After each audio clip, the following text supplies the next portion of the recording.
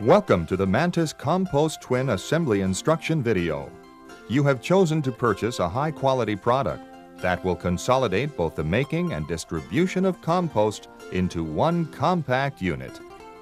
In addition to the construction materials included with your ComposT-Twin, you will need the following additional items: a mallet or hammer, a 3/4 inch wrench, a 7/16 inch wrench, a 7/16 inch socket wrench, a 3/8 inch wrench, an adjustable wrench, a regular flathead screwdriver, and a Phillips crosshead screwdriver. Additionally, a second person to help you is highly recommended. Though the ComposT-Twin is not excessively heavy, a second person will be of significant help when moving the assembled unit. As for assembly, it is very easy and intuitive. Your completed ComposT-Twin will be ready for use in just a few short hours. And once you have finished making your first batch of compost, you begin to see the practical benefits of having a two-chambered compost system. Gone are the days of traditional compost bins or of single-chamber units that make you wait while your compost forms. The patience required for these systems, along with the hard work of upkeep, will be a thing of the past. The Mantis ComposT-Twin solves the dilemma by supplying you with two chambers so you can make while you take and never miss a step. Now, let's go to the construction of your ComposT-Twin. Your ComposT-Twin comes with a number of parts. Let's check to make sure that all the required parts are present. The ComposT-Twin is divided into two major sub-assemblies: the support frame, or lower section, and the drum, or upper section. For the lower section, gather and organize the following items: two C-shaped lower supports, two short spacers for the lower support, two upper supports with axle rod guides, two long spacers for the upper support, two axle rods, two middle support wheels, four gears, one handle, one plastic grip, one push cap nut, 4 spring pins, and 8 2-inch long shoulder bolts. For the upper section or drum assembly, you will need the following items: 2 end caps, 1 divider, 4 breather caps, 4 breather screens, 2 doors, 2 door panels, 2 drum first panels, 2 drum third panels, 2 drum fourth panels, 4 threaded rods, 2 mesh screens, 4 latches, 8 acorn nuts, 4 number 8 self-tapping screws for the breather, 2 zip twist pal nuts for mesh screens, 20 number 10 screws, 20 number 10 flat washers, 20 number 10 Keps nuts, 10 number 10 shoulder screws for the slots, 10 number 10 nylon insert lock nuts for slots, 4 1/4-inch washers for the threaded rods, 4 end caps also for the threaded rods, and 4 spacers for the 2 axle rods. Organizing the parts into groups will help you assemble the ComposT-Twin quicker and easier. If you find you are missing pieces, please contact Mantis immediately at 1-800-366-6268 so that we can get them to you right away. Also, make sure you have plenty of space to do the assembling, like an uncrowded garage area. Do not assemble the ComposT-Twin in areas or rooms that would make it difficult to move the unit to your final location. Now, let's begin with the support frame. You can reference this section by turning to this page in your owner's manual. You will need the C-shaped lower supports, the upper supports with axle rod guides, the short and long spacers, and 4 of the 8 2-inch long shoulder bolts. Take the shoulder bolt and slide it through the C-shaped lower support into the short spacer. Make sure the C-shaped lower support is flat on the ground and the legs up in the vertical position. Keep screwing until the screw is finger tight. You will tighten it fully later. When you are finished one end of the axle rod, attach the other end to the second C-shaped lower support. Take note that the long legs of the tubing are diagonally opposite each other. Again, do not over-tighten. Repeat the exact same process with the second lower support. Now take an upper support with axle rod guides and place it into the lower support. You'll notice how easily it slides into place, especially with two people. The top of the lower support leg is specially designed to let the upper support simply drop into place. Now repeat the process with the second upper support. Now we will begin stabilizing the upper section. You can reference this section by turning to this page in your owner's manual. You will need 2 long spacers and the final 4 shoulder bolts. Place the first long spacer as shown here and begin screwing one of the 4 2-inch shoulder bolts into place. Do not over-tighten. You will tighten all bolts and screws later. Repeat the same steps with the second long spacer. Keep in mind that this process can be done with just one person. However, as you can see, it's easier and quicker with a second person. When you have completed the assembly of the lower support, tighten all nuts and bolts securely. Now that you have completed the lower assembly, you are ready for the next section. You can reference it on this page of your owner's manual. Here you will need the plastic grip, a push cap nut, and the handle. Place the plastic grip onto the handle as shown here. Gently hammer the push cap into place with a rubber mallet or hammer. Be sure that the pinhole is at the opposite end of the handle.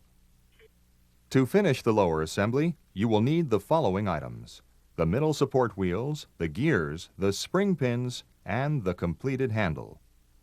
You will also need the axle rods.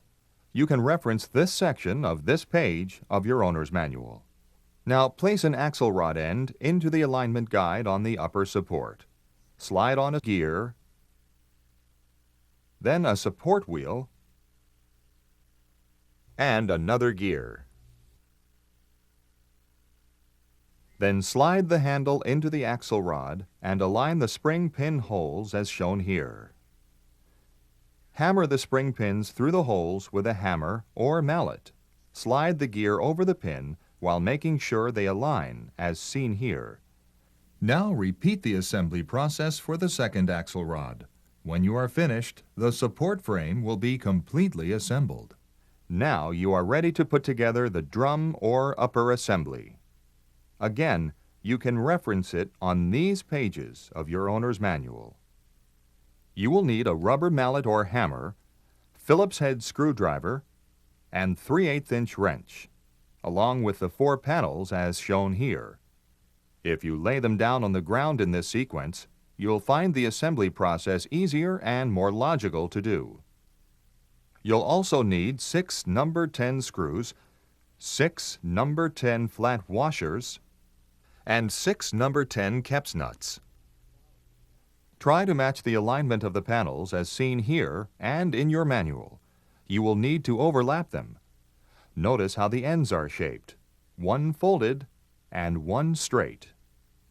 The panels slide onto each other as shown here. Note the snug fit. Now let's begin the drum assembly process. Take the drum door panel and slide it onto the first panel. Again, note the snug fit. Use the mallet to align the edges. Then take a number 10 screw and slip it through the alignment holes on the drum panel. Slide a flat washer onto the screw. Then twist on the Keps nut and hand tighten. Attach the third panel followed by the fourth in the same overlapping procedure. Again, use the mallet to even out the edges. After alignment, attach the nuts, washers, and bolts in the same manner as you did when you attached the door second panel to the drum first panel. Remember, aligning the flaps is easy since they are molded to fit. Notice how the screw holes align perfectly. The mallet makes it easier to do the alignment. After repeating the process with all panel flaps, your completed drum panels will look like this lying down. Now the next section, the mesh screen installation, is brief. You will need the supplied mesh screens along with the accompanying zip twist pal nuts. The zip twist pal nuts will be screwed into a pre-molded screw mount as seen here. When finished, take the completed drum panels and drop them into the alignment grooves in the end cap. You'll see an arrow which shows you where to begin the wrapping process and where to finish it. Next, you'll need 5 number 10 shoulder screws and 5 number 10 nylon insert lock nuts. Place the screws through the alignment holes and prepare to tighten as seen here. Aligning the flaps of the drum panels will make it easy to push the screws through and tighten them. You can use a 3/8" socket wrench to wrap up the tightening process. But remember, don't over-tighten. Keep it loose, as seen here. Repeat the process till all 5 alignment holes are screwed together. You have now finished the first half of the drum's assembly with the completed half drum looking like this. The next step is to attach the latches. There are 4 of them, but here you will need only 2. Each latch will require 2 number 10 screws, 2 number 10 flat washers, and 2 number 10 Keps nuts. Now take the first latch and align it to the drum alignment holes. Place a screw as seen here. Place a flat washer and a Keps nut on the screw. Tighten by using the flathead screwdriver and wrench as seen here. Again, remember, don't over-tighten. When both latches are finished, the inside alignment of the screws will look like this. When completed, your latch will look like this. Repeat the process on the second latch. To assemble the second drum, you will need to start with the threaded rods. You will need 4 of them, along with 4 acorn nuts. With the first completed drum sitting upright, look for the rod guide holes which already are molded onto the end cap. Place all 4 rods into the cap alignment holes. Then get the drum divider and place it on top of the rods.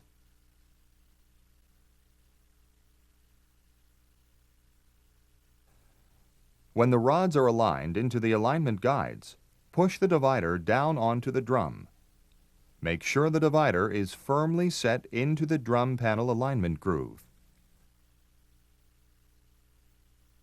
Place the red tip protectors on one end of each threaded rod. Now, with each hand, hold the rods in place and move the entire unit to a sideways position. Then hand tighten the acorn nuts.